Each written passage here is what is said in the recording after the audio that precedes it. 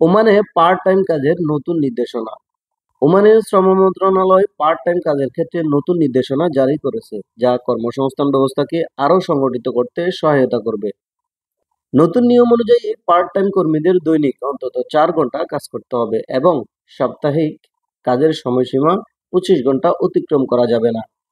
নতুন নির্দেশনায় ঘন্টা প্রতি মজুরি 3 রিয়াল নির্ধারণ করা হয়েছে, যা কর্মীদের ন্যূনতম পারিশ্রমিক হিসেবে বিবেচিত হবে।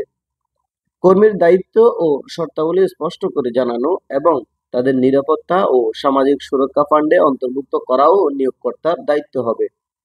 সরকার জানিয়েছে, প্রবাসী কর্মীদের জন্য এই নিয়ম প্রযোজ্য নয়। এটি মূলত শিক্ষার্থী, বেকার এবং অবসরপ্রাপ্ত নাগরিকদের কর্মসংস্থানে সহায়তার উদ্দেশ্যে তৈরি করা হয়েছে।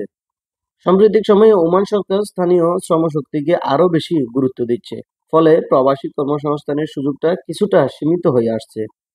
স্থানীয় কর্মীদের জন্য একটি সুষ্ঠু এবং সুশৃঙ্খল কর্মপরিবেশ গড়ে তোলার লক্ষ্যেই এই ধরনের নীতিমালা প্রণয়ন করা হয়েছে।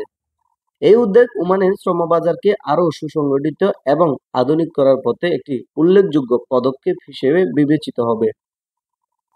তহিদুল ইসলাম সোহাগ, আরব বাংলা নিউজ।